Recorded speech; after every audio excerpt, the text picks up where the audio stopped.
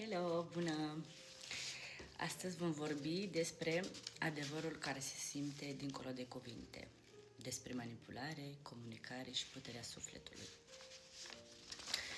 Salut! Aujourd'hui, on va parler de la vérité qui se ressent au-delà des mots, sur la manipulation, la communication et la pouvoir de la âme.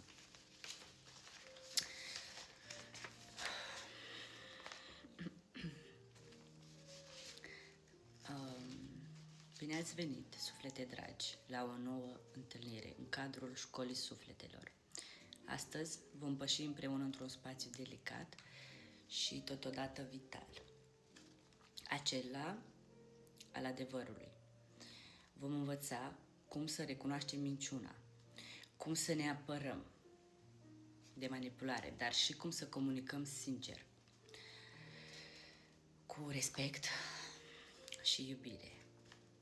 Și mai ales cum să activăm limbajul sufletului, telepatia. Într-o lume în care cuvintele pot fi ușor manipulate, unde masca poate fi mai convingătoare decât privirea, simțirea noastră devine cel mai puternic instrument de discernare. Cum recunoști când ești mințit? Corpul tău știe. Sufletul tău simte. Când cineva te minte, apar tensiuni subtile. Un nod în gât, un gol în stomac, ochii care evită contactul, tăceri prea lungi sau explicații prea multe. Intuiția nu greșește niciodată, dar adesea alegem să o ignorăm. Adevărul nu are nevoie de cuvinte multe. Adevărul este simplu și liniștit și are vibrația păcii. Despre manipulare. Manipularea apare acolo unde cineva îți trecoară îndoială în inimă. Te face să te simți mic, vinovat, inferior. Când cineva îți cere mereu mai mult fără să-ți ofere nimic în schimb. Când iubirea devine condiționată. Fii atent, fii atentă. Manipularea te rupe de tine însuți. Adevărata iubire și comunicare te apropie de ceea ce ești, nu te face să te îndoiești de tine. Respectul în comunicare. Comunicarea sănătoasă începe cu ascultarea. Adevărata ascultare este o formă de iubire. Nu mai vorbim doar pentru a ne impune, ci pentru a construi punți. Respectul înseamnă să nu treci peste granițele celuilalt, dar nici să nu-ți abandonezi propriile nevoi.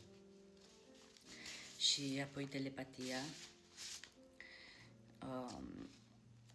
când sufletele se curăță de frică, când mintea tace, când inima e deschisă, atunci se naște telepatia. Nu ai nevoie de cuvinte când iubești cu adevărat. Gândurile tale ajung la celălalt, în inima ta.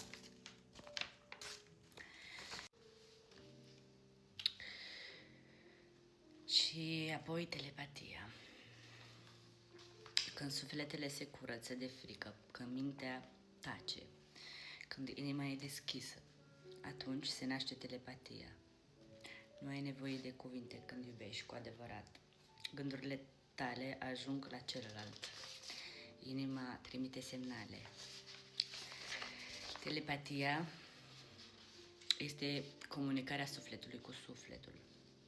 Este adevărul pur, neîmpachetat. Iar mesajul meu pentru voi este: alege să trăiești în adevăr. Alege să simți, nu doar să asculți. Într-o lume a iluziei, sufletul este busola ta. Și nu uita, acolo unde este iubirea adevărată, este și adevăr și libertate. Ne revedem în curând, cu inima deschisă, cu sufletul prezent, cu vocea adevărului în noi. Să fiți binecuvântați, binecuvântate. Aujourd'hui, on va parler de la vérité qui se ressent, au-delà des mots, sur la manipulation, la communication et la pouvoir de la âme.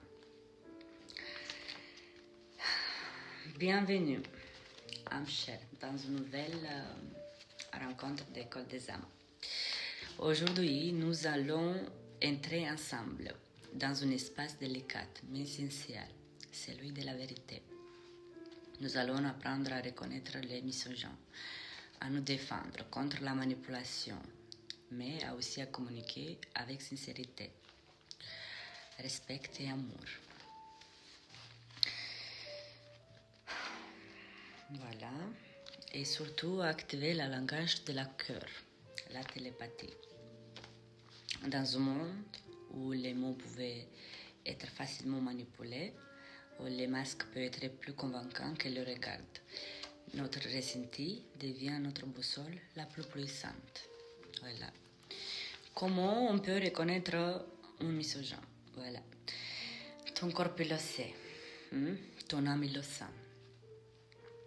Quand quelqu'un t'aime, des tensions apparaissent, une boule dans la gorge, un vide dans le ventre, des yeux qui fouillent, voilà, des silences trop longs ou d'explications trop nombreuses, voilà. L'intuition ne se trompe jamais. Apprendre à vous écouter votre intuition, voilà, elle vous dit toujours la vérité.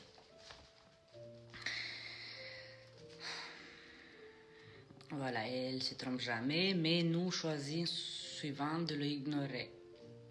La vérité n'a pas besoin de beaucoup de mots. Elle est simple, tranquille et porte la vibration de la paix. À propos de la manipulation commence là où quelqu'un insère la doute dans ton cœur.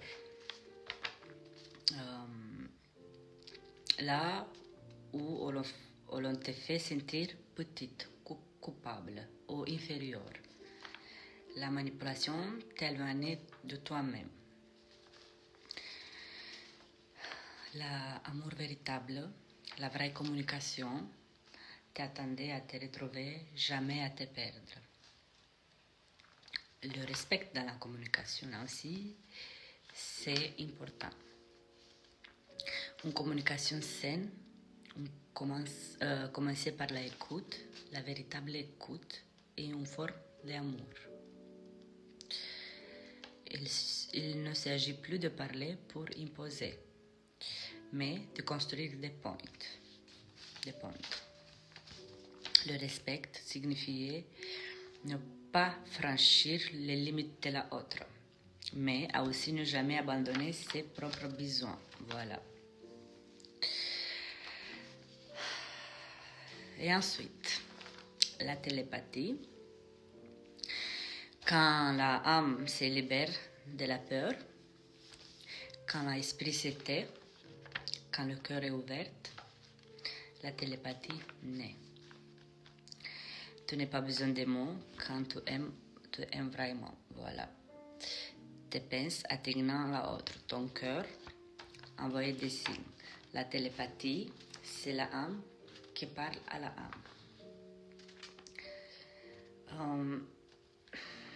Voilà, c'est la vérité pure, sans déguisement. Choisis de vivre dans la vérité, choisis de ressentir, pas sur le monde d'écouter, voilà. Dans un monde d'illusions, ton âme est ta boussole. Et n'oublie jamais, là où il y a de l'amour véritable, il y a aussi de la vérité et de la liberté.